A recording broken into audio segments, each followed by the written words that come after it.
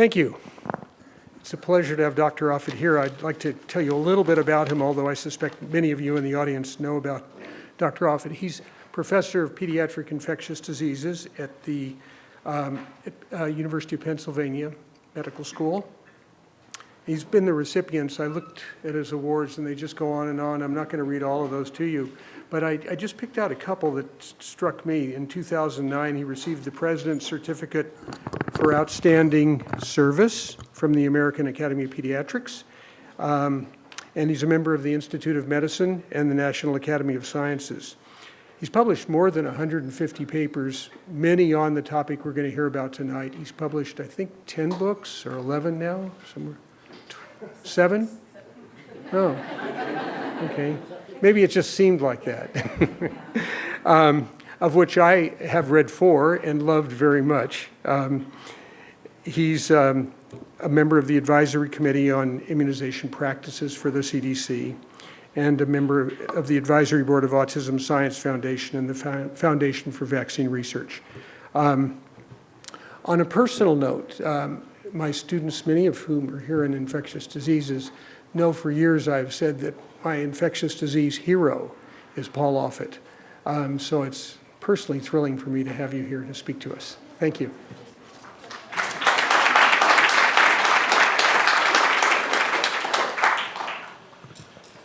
Thank you for that kind introduction. So I want to talk about sort of the difficult task of communicating science to the public, which would probably be more reasonably titled Lost in Translation. But I want to focus on the vaccine-autism story because I think that the science has matured and we've had about a little more than 15 years of this story. So I think it's worth going through. I guess my entrance into this is that I was fortunate enough to work with the team at Children's Hospital of Philadelphia that developed the rotavirus vaccine. We created those strains during a 10-year period in the 1980s. We made these sort of combination viruses between animal strains that did not cause disease in children and then combined them with human strains so that we could have the best of both worlds, that we could induce an immune response that was protective without causing children to have disease.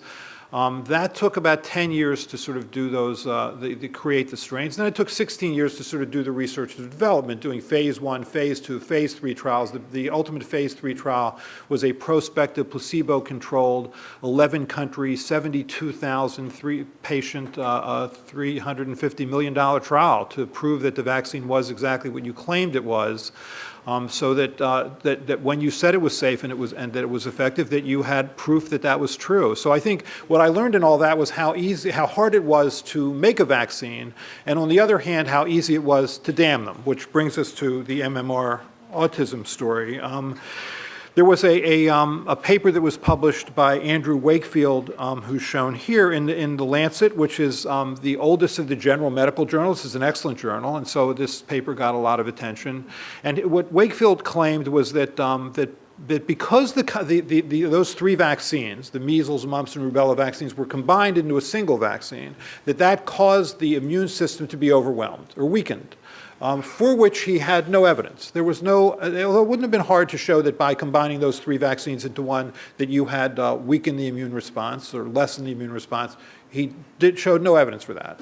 He then claimed that because the immune system was now weakened, that the measles component of that vaccine, that 3-in-1 vaccine, traveled to the intestinal mucosal surface, where it proceeded to reproduce itself at the intestinal mucosal surface and damage the lining of the intestine, which would have been very easy to prove. He had biopsy material. He could have shown that there was measles vaccine virus in those cells. He could have shown that there was measles vaccine virus in the stools of children who were given this vaccine, but he didn't have any evidence to support that part of his hypothesis. He then claimed that because the intestinal mucosal surface was damaged, that now that allowed for the entrance of brain-damaging proteins into the circulation, which then crossed the blood-brain barrier and caused autism. Now, the blood-brain barrier is pretty impermeable to large molecules. I mean, if you look at the amount of protein, for example, in your serum, it's about 6,000 to 8,000 milligrams per 100 ml cells. The amount of protein in your spinal fluid is 20 to 60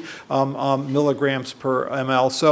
So what were these proteins? How did they cross the blood-brain barrier? None of this was shown. It was all just sort of a series of fanciful hypotheses leading him to publish this paper. Now, at the time, it was a case series. It was 8 children who had received the vaccine and within a month or so had developed signs and symptoms of autism. Now, at the time this paper was published, which was in 1998, the incidence of autism in the United Kingdom was 1 in 2,000. The incidence of children getting measles, mumps, rubella vaccine was 90%.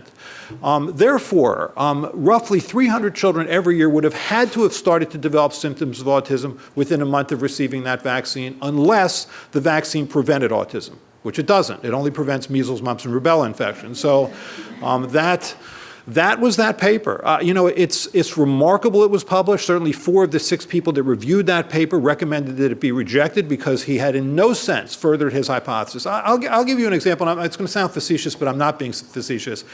When I was a resident at Children's Hospital in Pittsburgh, there was a little 5-year-old boy who had leukemia. This is in the 1970s, and our ability to treat leukemia wasn't very good at that time. So it was, the boy didn't do very well, but the mother was struggling with why it had happened to him. What had happened to him that had caused him to have leukemia? And she came upon the hypothesis that it was only in the previous month that he had started to eat peanut butter sandwiches. And so she felt that the peanut butter sandwiches had caused his leukemia. Now, I could have probably gathered a group of 8 children, as Andrew Wakefield did, who had leukemia, who had recently eaten peanut butter sandwiches, and made the following hypothesis. Peanut butter invariably contains small quantities of a toxin called aflatoxin. It's true. I mean, Aspergillus flavus makes something called aflatoxin. If you look in peanut butter, you can find very small quantities of aflatoxin there. Aflatoxin at large quantities can cause liver cancer. That's not a matter of debate. So if it can cause liver cancer, why can't it cause cancer of the blood? And publish that. If I published that, it would be the equivalent of what was published here. I mean, we shouldn't publish hypotheses. We should publish something that at least is a little closer to proving that your hypothesis has merit. This should have never been published, but it was published, and it got a tremendous amount of media attention. And so what the scientific and medical community did, given the amount of media attention that this garnered, was they did a series of studies trying to answer the question, did MMR cause autism? This was an answerable question. You're not asking how many angels can dance on the head of a pinwheel here, which is a religious question. This is a scientific question that can be answered in a scientific venue. So how do you answer it? What you do is you look at large numbers of children who either did or didn't receive that vaccine, retrospectively, right? You can't prospectively withhold MMR vaccine ethically from children. You look retrospectively and try and control for things like healthcare seeking behavior, medical background, socioeconomic background, so that you can isolate the effect of that one variable. That's what science is. It's a study of controls. You're trying to eliminate all the other things that could be influencing it except for receipt of MMR vaccine. That study has now been done 15 times. It's been done on 3 continents. It's been done by hundreds of investigators, and the results have been clear, consistent, and reproducible. MMR is not associated with autism. A choice not to get an MMR vaccine is not a choice to lessen your child's risk of autism. It's only a choice to increase your child's risk of getting measles, mumps, and rubella. Asked and answered. And that just shows a sort of series of 10 of what are now 15 studies that have looked at this. But, there was an impact of this paper. The media ran with this paper as a proof. There were hospitalizations, hundreds of hospitalizations in the United Kingdom, as well as in Ireland. And there were 4 children who died from measles because, frankly, of that paper. You could argue that paper killed 4 children. And in this country, this is a study done by Lou Bell and Mike Smith and others, they estimated that parents of more than 125,000 children in the U.S. chose not to vaccinate. And as a consequence, we had outbreaks. We eliminated measles from the United States in the year 2000, eliminated it. But because people became scared of vaccines, in part because of the fear that it caused autism, measles came back. In 2014, we had about 680 cases. In 2015, and centering in Southern California in the Disneyland theme park, we had about 180 cases that involved about 25 states, as well as spreading up into 2 Canadian provinces. Then what happened, and this is true in this whole vaccine autism story, is the hypotheses continue to shift. So then first it was MMR caused autism, and then the shift was, and this was given a play by Robert F. Kennedy Jr. In his book, trace amounts, as well as a movie called Trace Amounts, that thimerosal, an ethyl mercury-containing preservative in vaccines, caused autism. Now, this also didn't make biological sense. I mean, if you live on the planet Earth, which is pretty much all of you, I'm thinking, you know, there is mercury in the Earth's crust. It's everywhere. There's no avoiding it. Often I'll be in congressional hearings where politicians will say, I have zero tolerance for mercury. If you have zero tolerance for mercury, move to another planet, because on this planet there's mercury. It's an inorganic form, but then it comes to the surfaces of the Earth, and so it's methylated by bacteria in the soil or bacteria in lakes and streams. So it goes from inorganic mercury to organic mercury, methyl mercury, which then we ingest all the time. This contains methyl mercury.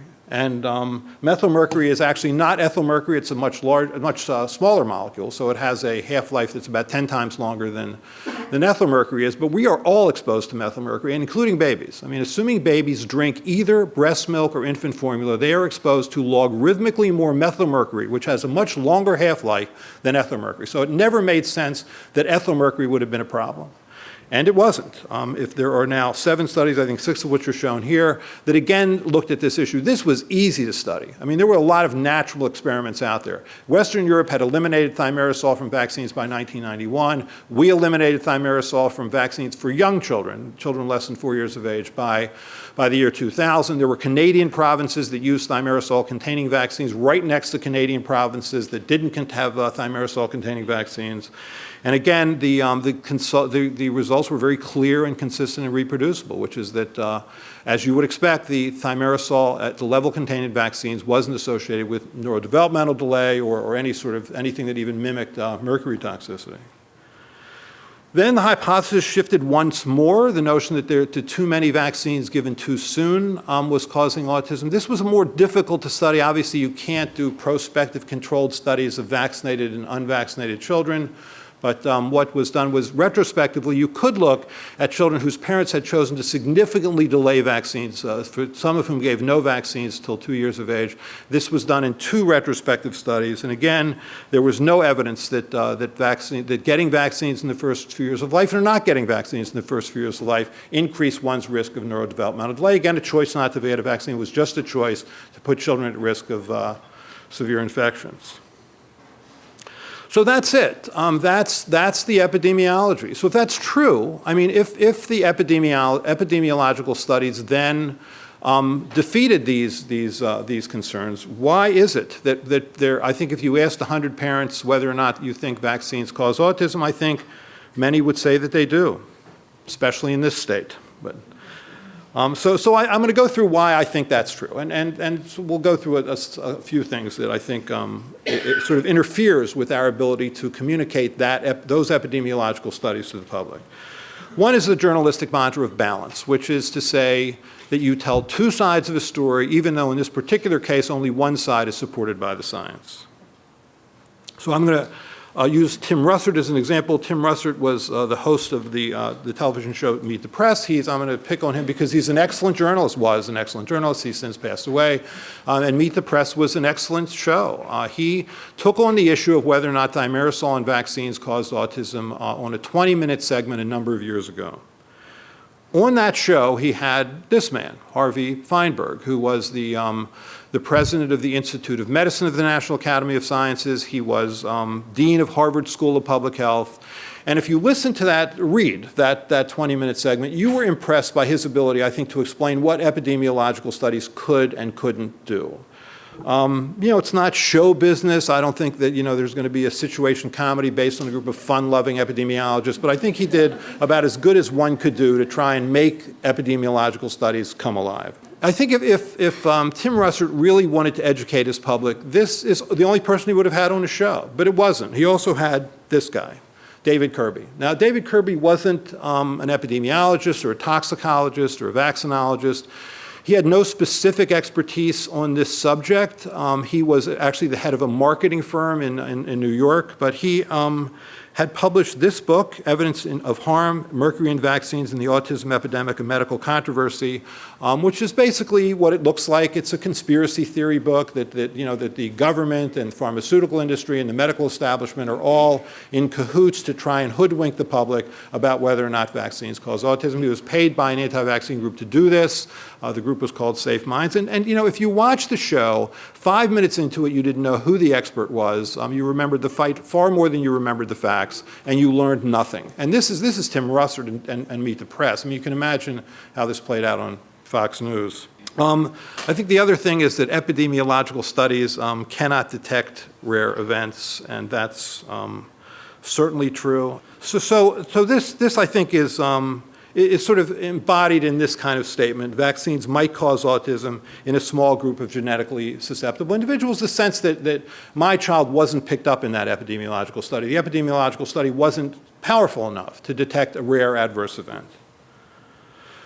But epidemiological studies really are quite powerful. I mean, if you look, for example, in 1976, there was a swine flu vaccine program that was launched, unfortunately, in this country. About 40 million people were vaccinated to protect against a pandemic that really was never going to become a pandemic, as we since learned. But this vaccine appeared to cause something called Guillain-Barré syndrome, which is an ascending paralysis in roughly 1 per 100,000 people who got this vaccine. That was easily detected in a retrospective study. There was a rotavirus vaccine that is not the one that was developed at Children's Hospital of Philadelphia, but there was one that was developed that was released in this country in 1998. It was on the market for about 10 months. It was found to be a rare cause of intestinal blockage called intussusception, which caused it ultimately to be taken off the market. That was occurring to probably about 1 in 30,000 children, easily picked up in a retrospective analysis. The Omnibus Autism proceeding represented, that was a group basically that was sued sort of through something called the Vaccine Injury Compensation Program. That was parents of 5,000 children who claimed that vaccines cause autism. If vaccines cause autism in 1% of those children, that would have easily been picked up in a retrospective study. You can't on the one hand say that autism is occurring in 1 in 66 or 1 in 68 children and say that vaccines are in any way an important component of that, and then say you couldn't find it in an epidemiological study. I think the other thing is that, is in terms of limits of epidemiological studies, is they don't prove anything. There's a guy named Brian Strom who was the head of our clinical center for epidemiology and biostatistics. Now he's the dean at Rutgers Medical School, but he didn't let his trainees ever use what he called the P word, the prove word, because epidemiological studies don't prove anything. I'll give you an example of what I mean. So the way this works, the way science works, and I think it's the strength of science, but in terms of communicating it to the public, it's one of the limitations, is that if the way you form this hypothesis is that MMR does not cause autism. It's the so-called null hypothesis. You can do two things with that null hypothesis. You can reject it, which is to say that when autism follows receipt of MMR vaccine, it's occurring at a level greater than would be expected by chance alone, or you cannot reject the null hypothesis, which is to say that when autism follows receipt of the MMR vaccine, it's at a level that would be expected by chance alone. But you can never accept the null hypothesis. You can never prove never. So, for example, when I was little, I watched the television show Superman. This was George Reeves. It was before Christopher Reeves, who was your Superman, but some people in the audience who this was also our Superman. Superman flew. There was no doubt about it. I mean, it was on television when you're 5. Television does not lie. He sort of put his hands in front of him with this interlocking thumb grip. I don't know if you remember this. And then he did this, and he went to the left or he went to the right. He had his cape, which flew behind him. He had hair, which flew behind him. He flew. So therefore, one could fly. So I went into the backyard, and I put a towel around myself, and I stood on a small height. It wasn't completely crazy as a child. And I, sort of tried the interlocking thumb grip and tried about 5 times to fly unsuccessfully. That didn't prove I couldn't fly. I mean, I could have done it 1 billion times. That too wouldn't have proven I couldn't fly. It would have only made it all the more statistically unlikely. You can't prove that there weren't weapons of mass destruction in Iraq. You can only say that they're nowhere that you looked. You can't prove that I've never been to Juneau, Alaska, even though I've never been to Juneau, Alaska. You can only show a series of buildings in Juneau, Alaska with me not standing next to them. And I think that's part of, I mean, when my son was 9, when the Philadelphia 76ers, who are a D-League basketball team that actually plays in the NBA, I don't know, you actually have an NBA basketball team here, but when they were competitive back in 2001, and they made it to the NBA Finals, my son was of the belief that he was basically controlling the outcome of the games by wearing his lucky Allen Iverson t-shirt and sitting in a specific chair in our living room. If you're wondering who was that got us to the NBA Finals, it was my son. And so, you know, this is one of these teachable moments. I remember saying to him, okay, well, so you can test this. You can test this. You can sit in different chairs. You can wear or not wear the Allen Iverson t-shirt. You can see whether we score, whether the other team scores. You can test this. So I go through the whole thing with him. And when I'm done, he sort of brightens up and he says, so you can't prove it. And he's right. He was right. You can't prove it. I think the other thing is that anecdote trumps epidemiology. This is a Bertrand Russell quote that it's very hard to argue emotion with statistics. And I think that's certainly true here. This was a number of years ago. Jenny McCarthy was on Oprah's show where, you know, Oprah basically helped launch the notion to the country that vaccines cause autism. Jenny McCarthy tells a very emotional story. My child received the MMR vaccine. I remember my doctor had the shot and I said, that's the autism shot in it, isn't it? And he said, no, this is just the mother's attempt to blame something on something else. And then he gave my son that shot and I watched the soul leave his eyes as she fights back tears. You know, I was actually asked to be on the show. I was asked to be on this Oprah show, and you know, when you're first asked, you're thinking, hey, that's okay, because I probably know more about vaccines than Jenny McCarthy. This was going to work out really well for me. But you can't go on this show. The reason that you can't go on this show is Oprah is there to tell a story.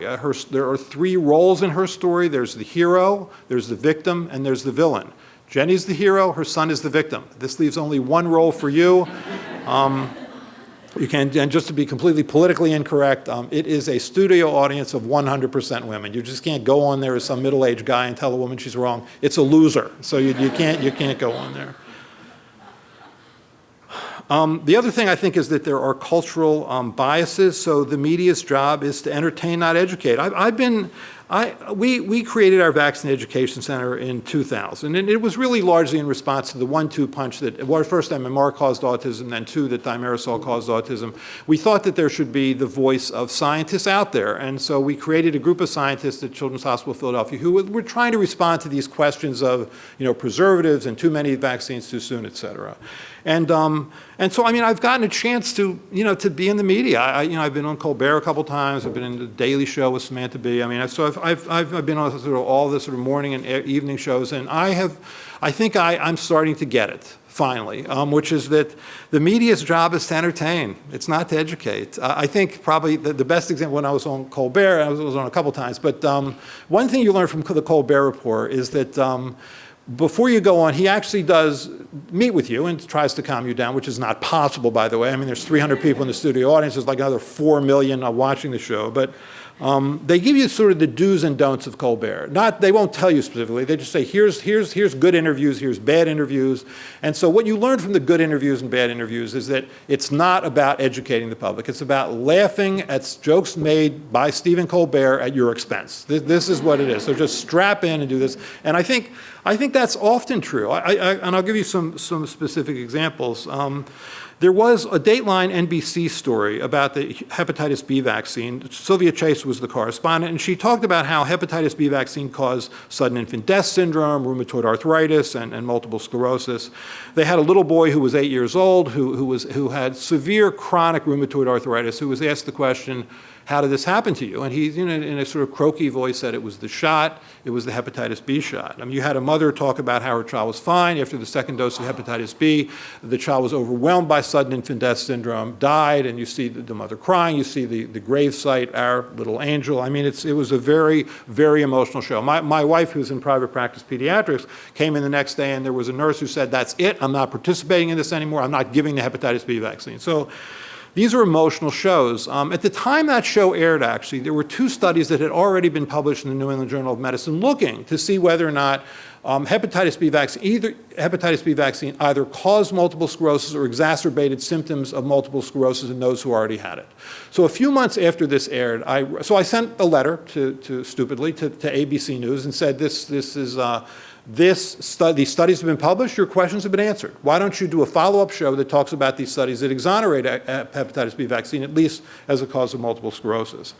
For which I never received an answer. But I ran into one of the young executive producers at a meeting a few months later where we had a discussion about this. I mean, the discussion got a little louder as we were each getting frustrated with each other. I was frustrated because she wasn't seeing my point of view, that data had answered her question. She was frustrated because I hadn't seen her point of view, which was that the job was to be interesting. And she finally said it. She said, our job is to be interesting. If it also happens to be true, great. That's a quote from one of the executive producers. It's a little depressing.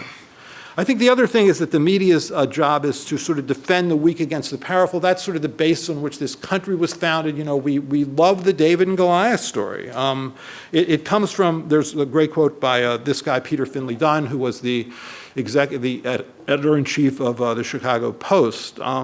He said, you know, the job of the media is to comfort the afflicted and afflict the comfortable. And I think that's sort of the way this plays. So it's invariably the David and Goliath story. And the way that story plays out, at least for the vaccine-autism part, is that if you really care about children with autism, you support the notion that vaccines are the cause. And so there are a lot of people who are certainly willing to do that. Lawyers, politicians, fringe scientists, and journalists who represent that point of view are seen as caring individuals because they embrace that notion that these parents are struggling. I mean, if you watch the Republican national debates, which is where I go to get all my medical information, I don't know if that you too, but in the first debate, Donald Trump said, you know, I had a friend who got vaccines, then they suffered sort of fever and ultimately ended up having autism. And I don't think this is a guy who says things off the top of his head. No, okay, just kidding. That was the biggest.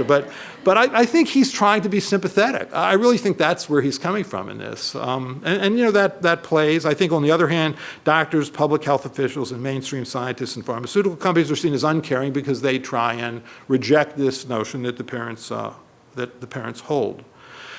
But I would argue that doctors and scientists who oppose the notion that vaccines cause autism are standing up for the little guy because the little guy's getting screwed. The little guy is either the younger child who now isn't getting vaccines because the parents harbor an ill-founded belief that vaccines cause autism, or the little guy's getting screwed because tens of millions of dollars have been poured into a fruitless dead-end hypothesis that has no chance of being of value. And I think in addition, you know, if you look at some of these websites, there's a lot of really dangerous therapies that are proffered out there, like stem cell transplantation or something called the magic mineral solution, which basically is industrial level bleach that's either swallowed or injected intrarectally.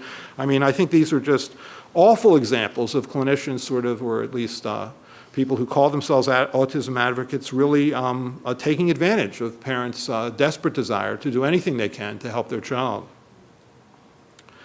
I think the other thing is that the media loves mavericks. I'll give you a series of mavericks, see if you can identify them. Here's a maverick.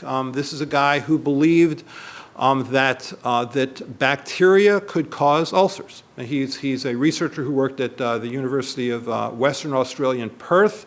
This was a novel concept. No one sort of what he was proposing actually is that ulcers therefore may be a treatable disease with antibiotics. No one believed this. And so to prove it, what he did was he created a pure culture of Helicobacter pylori, which is the bacteria he felt was causing these ulcers in stomach or duodenum. He swallowed it. He then had somebody do endoscopy on him so you could see that there was intestinal inflammation. Ultimately, other researchers were able to confirm what he did, and for this observation, he won the Nobel Prize. And his name is? Barry Marshall. Good. Very good. Then there was this guy, who you may just recognize on sight, but he was a guy, he's from here, right? Isn't he from, he's from San Francisco, right? So he's a guy who believed that proteins could be infectious, essentially. I mean, and now we know that that viruses and bacteria and fungi and parasites can be infectious because they carry their own genetic information, but not proteins. So how could proteins be infectious? He had a name for them. He called them proteinaceous infectious particles, or prions, which we now know to be a cause of mad cow disease. And his name is Stanley Prusiner, right. Then there's this guy who believed that the combination measles, mumps, rubella vaccine caused autism, for which he had not a single shred of evidence. Which is to say that I love this quote from Norman Levitt, that while Galileo was a rebel, not all rebels are Galileo. And I think that's really, for the most part, true. Most of the time, out-of-the-box thinking deserves to be out of the box. I think the other problem, I think, is that the media falls into the single study trap, and everybody does this. I don't care how responsible the media is, New York Times, National Public Radio, everybody falls for this. They have recently found blank, that microwave popcorn decreases your ability to make an immune response to pneumococcal infection. That was an NPR story based on a study that has never been reproduced and was no doubt wrong. And this is invariably true. Probably the one that got, and that's certainly this story. I mean, just as a tip for young epidemiologists, there were actually 8 study subjects in this paper, 8 study subjects that had autism following receipt of vaccine, and 13 authors. So you should always have more study subjects than authors, just, as a tip.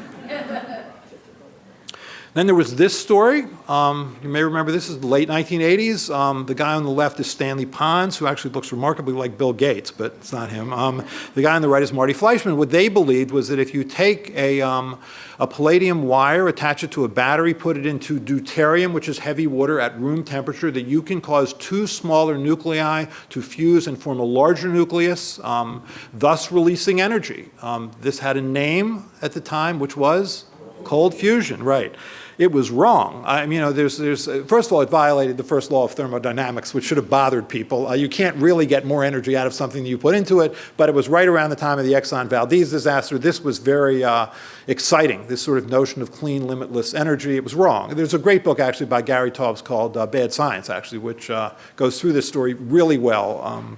But in any case, this got so much play that the University of Utah, which is where they were, the state of Utah actually gave $5 million to create the National Cold Fusion Research Center. So there's a big building at the University of Utah. It still stands. It's not called that anymore, but it's like a literal monument to bad science.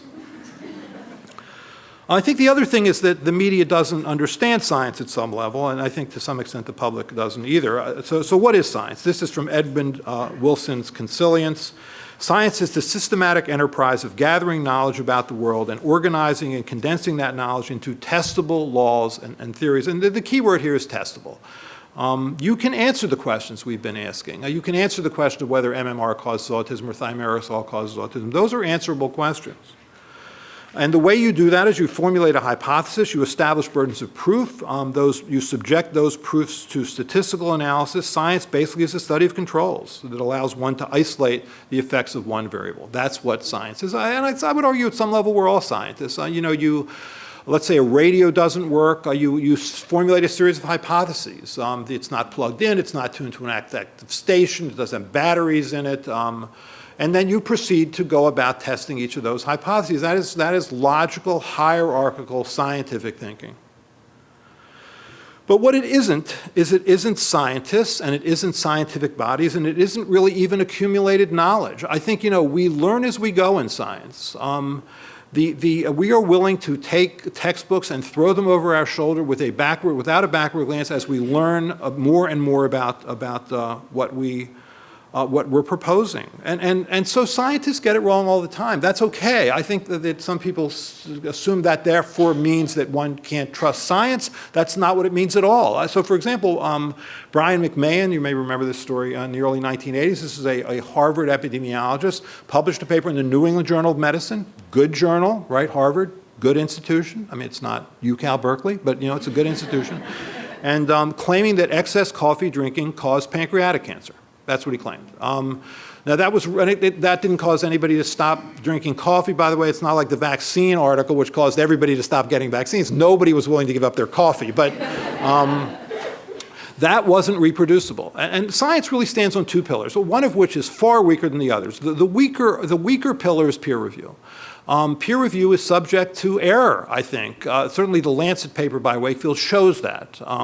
Basically, the editor-in-chief who was Richard Horton, was friends with Andrew Wakefield, and even though 4 of 6 people that reviewed his paper argued that it should be rejected, he just superseded, he just decided that he was going to pull it out and publish it anyway. The stronger pillar is reproducibility. If you're right, you will be shown to be right over time, and if you're wrong, you won't be. That's the strength of science. And that's why when Brian McMahon publishes that paper that's then found to be wrong, that's why you can trust science, because it's mutable, because it's fluid. That's good. I think that part of Andrew Wakefield's appeal is that he's not mutable. I mean, he sees this truth, that MMR causes autism. It doesn't matter what studies show. He sees this truth. And I think for some people that's very reassuring, because otherwise it means that we are learning as we go, which is really disconcerting. I mean, I'm at the University of Pennsylvania, where, you know, certainly we've had gene therapy successes and failures. You know, I don't know if you remember this, but in the late 1990s, Jesse Gelsinger was a boy who actually was from Colorado, but he had an ornithine transcarbamylase deficiency, had an enzyme deficiency, so they did a gene therapy treatment on him where he basically was given a virus that expressed that particular protein, a virus that didn't reproduce particularly well. The hope would be that it would enter his liver, that it would make the enzyme that he would need, and then he wouldn't need to take all the medicines he was taking. He died from that treatment, from essentially an overwhelming sepsis event. But then, you know, we have about 15 years go by, and we have Emily Whitehead, who was, you know, certainly got a lot of national attention. She was a little girl with lymphoblastic leukemia, B-cell leukemia, and so what they did was they took out her T cells, which are cells that can, in this particular case, can kill other cells, so-called cytotoxic T cells. They armed that T cell genetically to be able to recognize B cells, specifically her leukemic B cells. So they then they transplanted those cells back into her again. That killed all her leukemia cells, and she's fine. I mean, she's not going to have B cells for her life, but she will get immune globulin every month or so, and she will live. That was a miracle cure. I mean, she was on her way to death. So you learn as you go. I mean, look at the early heart transplants or liver transplants or kidney transplants. They were brutal, but we learn as we go. But we want to believe that we know everything we need to know now, because it's our health that's at stake, and you don't want to think, you know, that we don't learn it, we don't know everything now. It's sort of that Bones McCoy, right? Wasn't that the guy from Star Trek who, you know, who had that device, you know, that he would just scan and he would look, and that's what you had. No question about it. That's what you had, and that's all very calming. It's baloney, but it's very calming. The other thing I think is that we're always looking for causes for things. This is a Gallup poll that was conducted in the late 1990s. 50% of people believe in astrology, 46% believe in extrasensory perception, 19% believe in witches, 22% that aliens have already landed, 42% that we can commune with the dead, and 35% believe in ghosts. My daughter, who's now a junior at the University of Pennsylvania, falls into that category of ghost believing. Then, she was littler then. I mean, why? Why did she believe in ghosts? Because she saw it on television, right? Celebrity ghost stories. There it was, for all to see. And I remember saying to her, you know, why is it that these ghosts are only visiting celebrities at the end of their careers? Well, where are they when they're at their peak? But that's what she believed.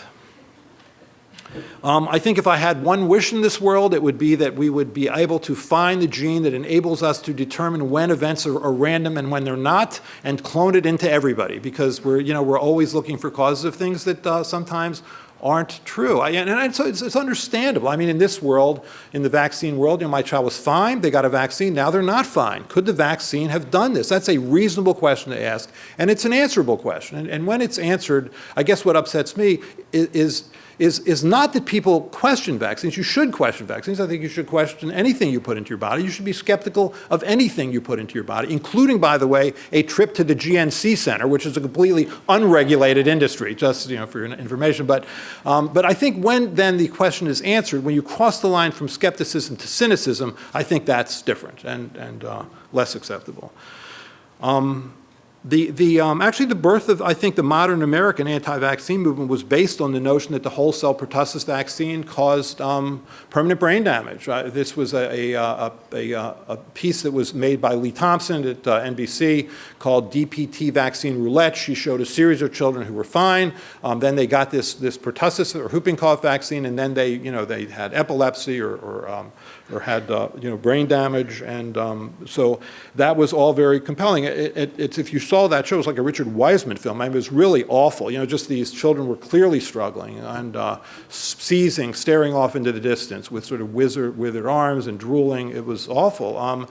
But 25 years later, they went back and looked at what really was the cause, and it was something called Dravet syndrome, which is an SCN1A mutation. It's genetic, and the vaccine didn't cause that at all. All those children were destined ultimately to have epilepsy and to have, you know, serious neurological disabilities in life because of a genetic disorder that at the time we didn't really have the tools to determine. And there's one, before I went back to Penn, I was actually in San Francisco. I actually was at Stanford for a couple of years, and I went to a comedy club here in San Francisco. Here is Oakland, but there in San Francisco, where there was a guy who was it was perfect actually, because he was sort of pretending to sell a series of Time Life books, one of which was on the occult. So he sort of deepens his voice and he says, a mother in California burns her hand on a stove. Her daughter, 3,000 miles away, feels pain in the same hand at the same time. Coincidence? Yes, that's what coincidence is. I think also the science gets sadly politicized. I think the ad hominem attacks are common. I think people who stand up for, for children here will often be attacked. I think probably the best local example is Richard Pan. I mean, he stood up for children in his state to make sure that they weren't exposed to harm, for which he's suffered, certainly, with direct attacks. I think any of us who do that get that.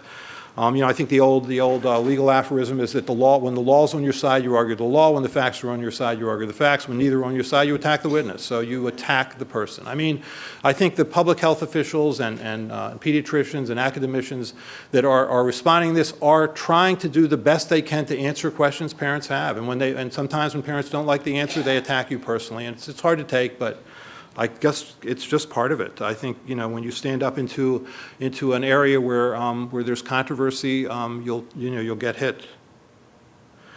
The other thing I think is that while it's easy to appeal to the notion that we live in a toxic environmental hell, I mean, this is when there was a Green Our Vaccines rally that was held on the Capitol. This was when Jenny McCarthy was going out with Jim Carrey. They're not together anymore. She's with Donnie Wahlberg. It's been hard for all of us, but I think she's going to be okay. Don't worry about her. I'm not sure what green our vaccines mean. Vaccines are green. I mean, they're made from natural materials, if that's what they mean. But this certainly got a lot of play during this rally. And my favorite, actually, this is actually still available on YouTube. These comedians, Penn and Teller, did a thing where they got a friend to collect petition, to get signatures on a petition to ban dihydroxymonoxide. So the little guy that doesn't talk, Teller, goes up there, dihydroxy, 2 hydrogen atoms, monoxide, 1 oxygen atom, water, to ban water. And what's fun is that the woman who collects the signatures actually never lies. She says, dihydroxymonoxide, it's in our tears, it's in our streams, it's in our lakes, and it's enough of it. And she gets roughly 300 signatures to ban water from the face of the earth by using its chemical name. Now, see, in the East, what we say is, yeah, but those signatures were obtained in California, so it doesn't count. But see, I'm not going to say that here because that's not fair, because this is California, so I won't say it. I think the other thing is that, and we're coming to the end here, I think while it's very easy to scare people, it's hard to unscare them. Once you've raised the notion that vaccines could cause autism, frankly, until you have a clear cause or causes for autism, or you have a clear treatment for autism, you're going to be suffering this. I think the analogy can be made for type 1 diabetes in the 1800s. There were a lot of crazy notions for what caused diabetes. There were a lot of crazy cures for diabetes. And then in 1921, Banting and Best discovered insulin, and that all went away. And I think that may be what it takes here. But it's very hard to unscare people when you've scared them. The example I use is the Halloween candy analogy. There was born in the 1970s the notion that if your child went trick-or-treating to places that you didn't know, that candy could be tampered with. I put the image that many people had is the candy apple with the razor blade in it, right? Still got that notion? Yeah, it actually never happened. There's a chapter in Chip and Dan Heath's Made to Stick that goes through this story. It's a complete urban myth. Never happened. Yet there are 2 states that have anti-candy tampering laws. New Jersey is one, and California is the other. Just so you know, there are hospitals that will actually X-ray candy bags to make sure there's no metal there, and it's a complete urban myth. It never happened. But I think if your child went trick-or-treating and they came back from a house you didn't know, and they had that candy apple, you're still nervous. Even knowing that it was all a myth, I still think you're nervous because you've got that image in your head, right? I mean, that's what lawyers do in court, right? They say something, they know there's going to be an objection to it, and they strike it from the record, but you're not striking it from the jurors' minds. It's in there, and that was the goal. I think what's at stake is that, I think at some level we've advanced beyond scientific literacy to scientific denialism. I think it's this sort of postmodern thinking that anyone's belief system is as valid as anyone else, independent of what the other person's level of expertise or experience is. I mean, at some level, that's what Jenny McCarthy said on the Oprah show. You know, when Oprah read a statement from the CDC that said all the evidence we have to date does not support the notion that vaccines vaccines cause autism. She said, I have my science, he's at home, and his name is Evan. That's not science. And so I think, that's always what you're up against. And, you certainly see this in many realms, including global warming, fluoridation, and evolution. I think there is a ray of hope here. I think things have gotten dramatically better. I really do. I think the way this story was carried in the media 10 years ago is much worse than it's carried today. And I think the example would be this story. I don't know if you followed this story, but there was a movie where the director was Andrew Wakefield. He's back. They say, I think F. Scott Fitzgerald said there's no second acts in American lives, but here he's back. He was initially a scientist. Now he's a film director. He created this movie, Vax, From Cover Up to Catastrophe, which basically is trying to make the point that there was one study where there's a CDC whistleblower who has yet to really blow a whistle, who is covering up data, and so I guess we should ignore those other 14 studies, and that's this movie. And the way this was covered by the media was great. I think every major outlet covered this as a debunked theory, a discredited scientist, and that's all true. So I think this will just be a blip, as it deserves to be, because there's just nothing there. So this is my last slide. I think for scientists, I think that we need to stand up for science. That we assume other people are doing it when they're not. If you see a story in a newspaper or magazine or on television or in radio that's incorrect scientifically, independent of what level you're at, I think you should make the phone call and try and correct that. Not that they're going to change the story then, but they'll think about you the next time. And that's really how our center got into this. We just would continue to challenge those bad stories. I think we all assume everybody else is doing it, the American Academy for Advancement of Science or the CDC, but they're often not. And I think there should be a groundswell, right? All politics is local. And I think that's true for this too. And I think there's no venue too small. When my daughter was in the 8th grade, I went to speak to her 8th grade biology class about vaccines. It was without question the most harrowing talk I have ever given in my life. The entire ride down there, my daughter explained to me, do not make jokes to these children. They are not going to think you're funny. Believe me, they're not going to think you're funny. Don't embarrass me in front of my friends. And that was that talk. But still on balance, I think it was worth it. So I think, for those of us who are paid by the National Institutes of Health, to do research, I think we have an obligation to the people who pay us, who are the taxpayer. This can just as easily all go away. Czechoslovakia was the heart of physics in the 1950s, and then the government decided not to support it anymore, and then it wasn't. So I think we have an obligation to really explain why we're doing what we're doing and why it's important. So thanks. I'll stop there. Take your questions.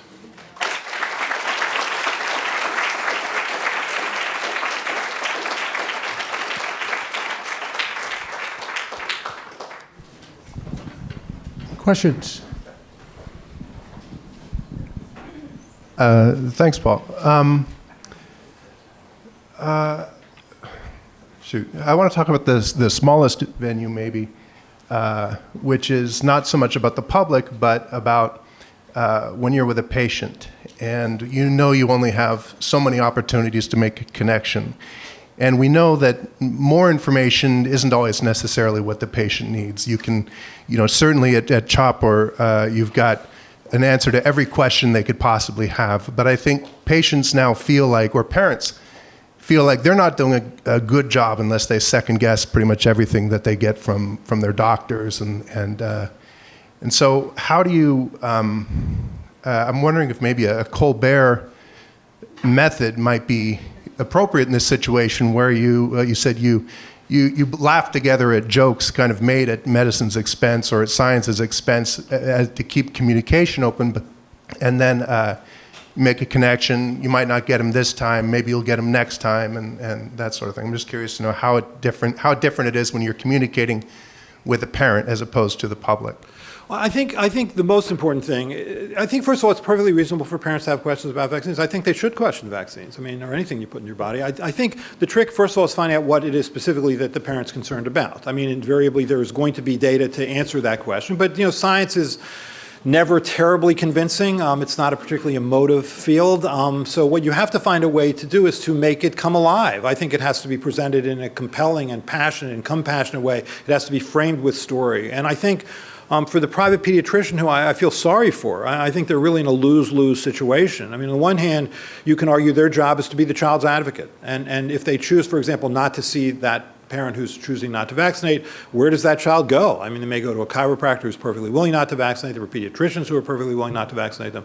It's really your only chance. But I think at the very least, you need to be passionate about this. Let me love your child. Don't put me in a position of practicing substandard care. Don't ask me to send the child out into a world that's progressively more dangerous with more measles, more mumps, more whooping cough, the occasional case of HIV. I mean, there's not a year that goes by in our hospital where we don't see a child die of a vaccine-preventable disease, and invariably it's because the parent made that choice. I think it's really, really hard to watch. And I think for the young clinician, they're not trained that way. I mean, they're trained for better than the way I was trained. I mean, they're trained to be much more open-minded to all sort of cultural differences and different attitudes and beliefs, and that's good to a point. But this is that point. I mean, we at some level we've ceded our expertise at some, because we want parents to be obviously active decision makers in this. But if that's true, we're going to have to be willing to stand back and watch parents make bad decisions based on bad information that can hurt their child. So I think it's okay to be more prescriptive. I mean, I look at sort of the older people in the audience. No offense, but you're a little older than some of the people. And it's there I'm preaching to the choir because we saw these diseases. So you don't have to convince us to give our children vaccines. But for young children, I mean, my children are 23 and 21. They don't see these diseases. They didn't grow up with these diseases. I'd like to think they're going to vaccinate their children, but they're much less compelled by the disease. The reason people don't vaccinate their children is they're not scared of the disease. The reason that the immunization rates went up in Southern California was because they got scared of measles. That's why. I mean, you could do all the education you wanted. There's nothing that educated better than that virus. It's too bad it came to that. I mean, it's too bad that the children had to suffer that. But it's always, the most vulnerable among us who pay for our ignorance at some level. Thank you for your talk. It was interesting to hear the lessons you've learned from going through this. And I liked your formulation that what science is learning as we go. And I think that one of the things that happens for the public is they don't really have good information about what's gone wrong, but they know that there have been things that have gone wrong with vaccines. And I think it's understandable that there is fear because of that. I agree completely. So my question for you is, with the Zika virus now in the news and efforts underway to develop a vaccine, and there is a kind of a pressure for that vaccine to be developed in maybe a little quicker than vaccines might generally be developed because of the urgency of getting the disease under control. I wonder if you've thought about how media or scientists or whoever's job it is, the government, can communicate to people about the risks and benefits once that vaccine does come on, become available. Because I think there is this kind of continuing fear of vaccines, and yet, of course, there will be a lot of fear in relation to that disease. So I just wonder if you have thoughts about communication. Yeah, first of all, to get a vaccine is a violent act. I mean, certainly to watch a child get vaccinated, they're pinned down against their will. They have a shot injected either into their subcutaneous space or their muscle. They're injected with a biological fluid that most people don't understand. And so that there's fear of vaccines, I think the act itself, frankly, is frightening. I think I'm going to use the HPV vaccine as an example, and then I'm going to come back to Zika. I think the wrong question to ask is when do we know everything? You never know everything. The question is when do you know enough? And so for HPV, for example, for which there was hesitancy, what did you know when that vaccine came out? You knew that it was in June of 2006. You knew that it had been tested in 30,000 women for 7 years. You knew that it was made using a technology, recombinant DNA technology, that had been used with the hepatitis B vaccine ever since the late 1980s, early 1990s. So you had, 25 years of experience at that point. or at least 15 years of experience. You knew that it was made using a single protein. I mean, so there's no, I mean, it's the surface protein, the so-called L1 protein of HPV. So there was no reason to expect that it would be problematic. And you knew that HPV was the only known cause of cervical cancer. You knew that it was a cause of 26,000 cases of cancer a year and roughly 4,000 deaths. You knew all that. Was that enough then to give you the vaccine? You see, some people would say, but you hadn't tested it for 10 years or 20 years or 30 years. But while you're waiting to do that, you're committing thousands of children every year to potentially get a preventable form of cancer. So that's it. I mean, you're right. It's always risks and benefits. I think you could probably get more people to give themselves a Zika vaccine now in this country than you can get to give an HPV vaccine because we're scared of Zika. In terms of the Zika vaccine, so Zika is a flavivirus. There are currently 3 flavivirus vaccines that are already licensed. I mean, the dengue virus vaccine, Japanese encephalitis virus, and yellow fever, those are all flaviviruses, all made using different strategies. So I think the road to a Zika vaccine will not actually be that hard. But you're right. I think, you want to make sure that it's tested in a fair number of people, so you can look for safety and efficacy, at least rule out, relatively uncommon side effects before the vaccine, and then you're left with the risk-benefit ratio. Let's say, I mean, Zika, like dengue and chikungunya, could certainly extend up into Florida and Texas. I think that's perfectly possible. I don't think it's going to extend much further than that, given the nature of the mosquito. But that's my prediction. I think so. If you're in Florida and you're in Texas and you're a young woman and you're considering getting pregnant, I think that's then that all weighs into your risk-benefit equation. It's always weighing the data you have with the risk that you have, always. That's always true. And so I think, and that's hard because you want to believe that it's risk-free, but nothing's risk-free. Nothing is risk-free, including choosing not to get a vaccine. And choosing not to get a vaccine is not a choice to take no risk, it's a choice to take a different risk. And the question is, what is that risk? I hope that helps. Yeah, doctor.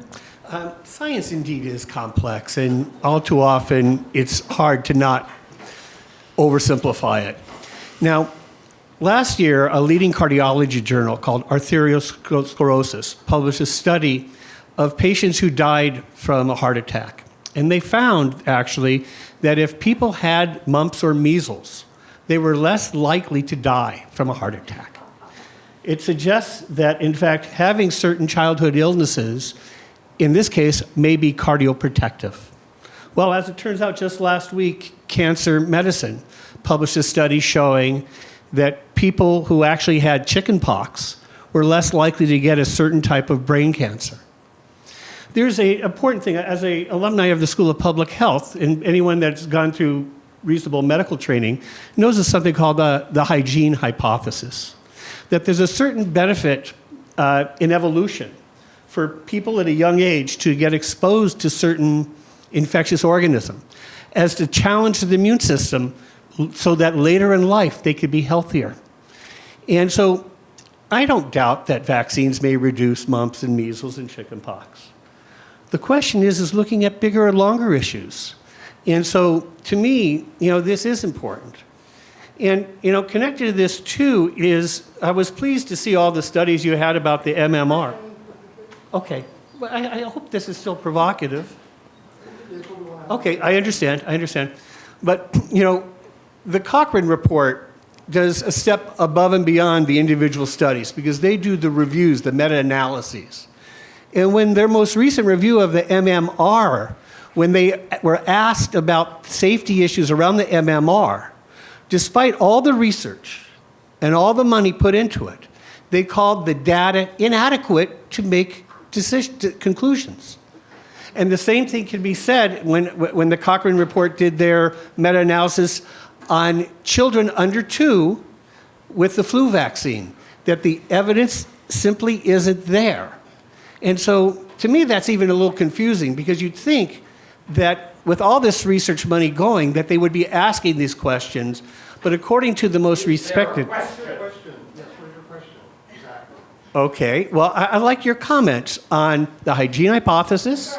Ask the question or pass the mic. Can I just finish there? Was that a reasonable question? I like your thoughts about the hygiene hypothesis, and then where is the data for MMR safety?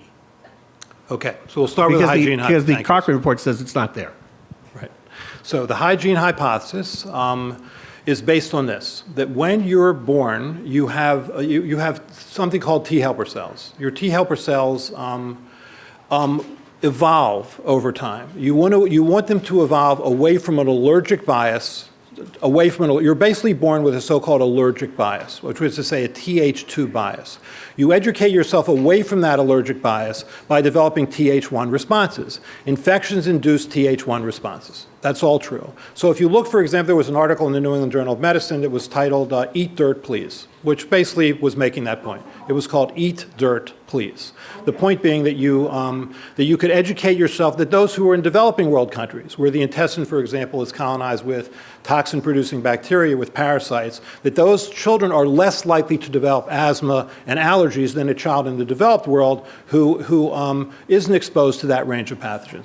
I think that the hygiene hypothesis is irrelevant to vaccines, and irrelevant to vaccines and vaccine-preventable diseases. First of all, the diseases that vaccines prevent are independent of the level, for the most part, of hygiene in the country or sanitation in the home. So, and also, it's basically 14 diseases, which is a drop in the bucket of what you're typically exposed to. If you look at paraflu viruses, adenoviruses, rhinoviruses, coronaviruses, caliciviruses, there's plenty of viruses out there and bacteria to educate your immune system away from an allergic bias. So I think it's irrelevant. I think regarding your questions about MMR and MMR vaccine safety, here's what we know. We know that before 1963, before there was a measles-containing vaccine, we know that every year in this country there were several million cases of measles. We know that there were 48,000 hospitalizations, and we knew that there were 500 deaths. We know that after that vaccine was introduced, there was a dramatic reduction and ultimately elimination of measles from the United States. The studies that you commented on, these ones that were, varicella may reduce this or et cetera, I think those are epiphenomena. I think you have to sort of show a clear biological reason for why one would be true, not the other. So I think time will tell, but I think that the notion that the MMR vaccine isn't safe, given that that vaccine has been used in this country since 1971, is a false one. I think it's remarkably safe. I mean, you could argue that of those, we eliminated measles from this country by the year 2000. The reason it's come back is because people have chosen not to give their children vaccines. We eliminated rubella from this country by the year 2005, a disease that caused 20,000 cases of birth defects every year. I mean, people were scared to death of rubella, and we've eliminated it. I mean, this is good news. All right, who else? So I'm an older guy, so I'm going to lose her on that account. And I'm also a private pediatrician, so I'm going to lose her on that account.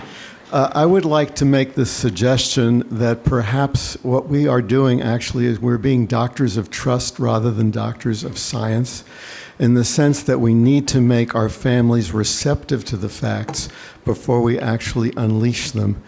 And part of doing that is to begin working on what you just brought up as the violence of immunization, which is to support those who actually are seeking evidence-based methods to reduce that, not to pin kids down. So it's sort of a comment, but my question is, when science fails, what do you do? What do you mean when science fails? Well, when the scientific argument falls on deaf ears, what do you do? Because the media cannot transmit trust. Data cannot transmit trust.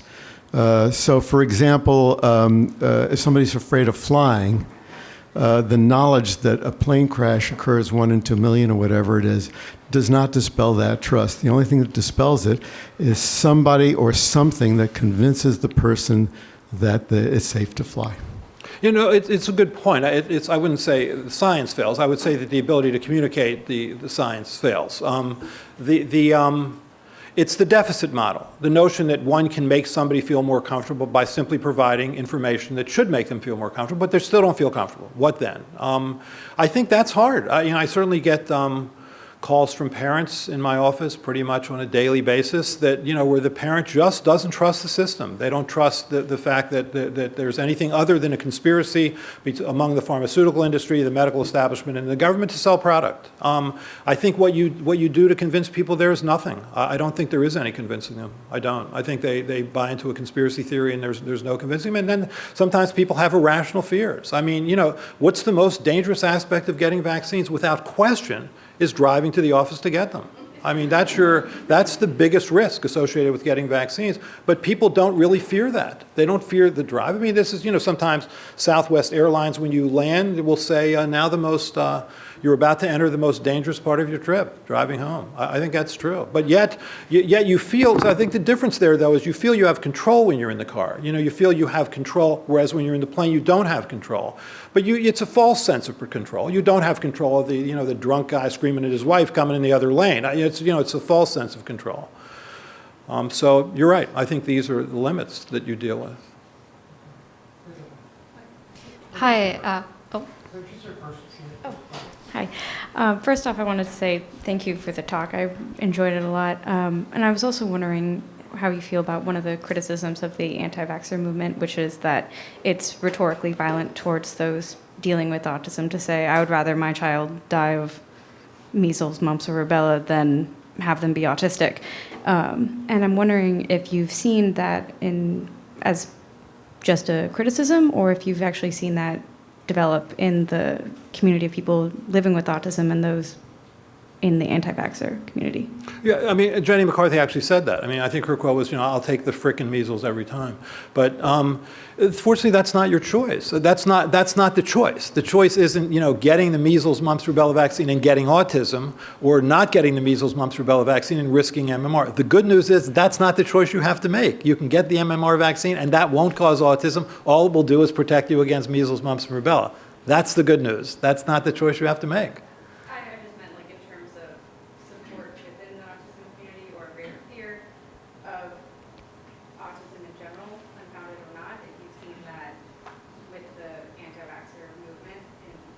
I guess I'm just not understanding your question, but maybe try me again.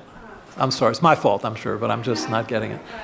I'm wondering if the rhetorical violence against autism that comes with the anti-vaxxer movement has had, if you've noticed an observable effect, specifically with fear towards autism. Are people fearing autism more than they did 15 years ago? Oh, I see you're saying. Are people feeling autism more than they did previously? Yes. Got it. Okay. Sorry. Thank you. Thank you, Liz. Yeah, sure they are. I mean, it's hard to for a week to go by where you don't read something about autism. The numbers keep getting more dramatic. I mean, in this movie, Vaxxed, I think there's one person in the movie that says, that soon we're going to be at a time when, 80% of people in this country children will have autism, which I guess will mean it moves into the range of normal. But that, so it's always, that's certainly a, for parents, it's emotionally burdensome, it's financially burdensome, it's hard. And I think, you will do anything to avoid that if it's avoidable. But, the truth is, I mean, if you look at the data, which you never hear about, because I think the anti-vaccine people have taken this story hostage, much to the detriment of children with autism, is that, I mean, look at the genetics data. There's a lot of really good genetics data. But Hackenhorst at our place has published a number of papers. It's not a single gene like cystic fibrosis or sickle cell disease. It's multigenic. But, there's a sense now of which genes they are, which proteins those genes express, when those genes are expressed. I mean, what sort of environmental factors can influence the expression of those genes? I mean, now there's data on thalidomide or paternal age, which brings up Robert De Niro, frankly, with his son, or valproic acid. I mean, there are things that can influence that in utero, but it looks like, if you're autistic at 5, you're autistic at 2, you're autistic when you're born. That's not happy news, because then you lose sort of this sense of control. But I think that's sort of true generally of one's health. I mean, I think probably the most critical moment for your health occurs when your parents, have that egg that's fertilized by a sperm. That is your key moment of health. That then determines sort of a lot of genetic things that you're going to be susceptible to or not. That's the key moment. Don't have a lot of control over that moment, picking your parents' moment. Hi, thank you for the talk. I enjoyed it a lot. I was curious, so you've discussed very thoroughly what the cultural biases against vaccination are in this country, and I was wondering if you had any knowledge or experience of the cultural biases of other countries, like, say, in sub-Saharan Africa or the Middle East or East Asia, and what has been done to overcome those cultural biases that are different from the domestic biases that we have here. Yeah, this country's actually not so bad. I mean, when you think about it, we ask parents in this country to give vaccines to prevent 14 different diseases in the first few years of life. We give more vaccines here than any other country. I mean, which to me is 26 inoculations during that time, as many as 5 shots at one time. It's a lot to ask parents, and I think for the most part, they do that. And so we have a low rate of a lot of these vaccine preventable diseases as compared to other countries. So in countries like in Western Europe, I mean, Austria, Switzerland, England, Germany, France, they have much higher rates of measles than we do because, frankly, they don't mandate those vaccines. And so people tend to opt out. It depends on sort of Japan, for example, basically doesn't give the HPV vaccine anymore for no good reason. I mean, it's just, there was sort of a fear among certain parents, and the Ministry of Health, which frankly is not the CDC in Japan, it's much more of a political body. They just said, we don't want this hassle, and so they don't give the HPV vaccine, thus condemning thousands of children every year to develop cancers they didn't need to get. In Africa, it depends. I mean, it's certainly with our vaccine, there were places in Africa that took it up readily. I went out to Kenya actually with when Fred Clark, who was our co-inventor, was still alive, and what was surprising was that they weren't worried about rotavirus because rotavirus killed you, or it didn't. It wasn't a burden to the healthcare system. Here we think dead children are a bad thing, but it wasn't. It's the burdens to the healthcare system they were worried. It was the chronic diseases they were worried about. HIV, for example, that was worrisome. Rotavirus killed you or didn't, so they were less interested. So I mean, there's obviously very big cultural differences among the different countries that you mentioned. Different reasons. We actually do a pretty good job here, I think, all in all. Last question. I'm a pharmacist. I work in retail setting, and my company requires me to sell, promote, and administer vaccines, a certain number every month. And there's a lot of pressure on me as a pharmacist to get these vaccines out because they want to sell them. And my question is, sometimes I guess I want your advice because I feel guilty in a way to be promoting flu vaccine, for example, to everyone because I'm required to sell. And sometimes I hear that there's this little old lady that was doing fine, and then they had the flu vaccine, and all of a sudden now they're not doing fine. And I feel like, what is my role here in terms of, as a pharmacist, that should I be just selling vaccines to people, or should I be standing up for, to protect? Sometimes I think I need to be protecting some of our customers from this push that I'm supposed to be selling vaccines. Well, so the influenza vaccine is recommended for people over 6 months of age. The vaccine, on years where there's a good match, and certainly there was last year we had a terrible match, which is to say what was in the vaccine matching the strains that were circulating. This year it looks like a very good year, and in good years, the vaccine will prevent roughly 60% of a medically attended influenza-like illness. And for every 10% of efficacy, you'll prevent about 29,000 hospitalizations. So giving a flu vaccine is a good thing. It's too bad. I mean, I wish that the incentive that you had would be that you are doing something that is a good health requirement for these people. It shouldn't have anything to do with the financial incentive. I certainly know that pediatricians don't feel a financial incentive to push vaccines. I mean, hopefully they're all doing it for the right reasons, which is it's a good thing to do. There's always going to be events that occur following that vaccine. The question is it causal or coincidental? I mean, it's an inactivated virus. It doesn't reproduce itself. It can cause, sort of low-grade, fever, sometimes, obviously pain at the site of injection, sometimes, sort of mild symptoms, but certainly not anything severe. It's a killed virus. I mean, so it doesn't really do anything.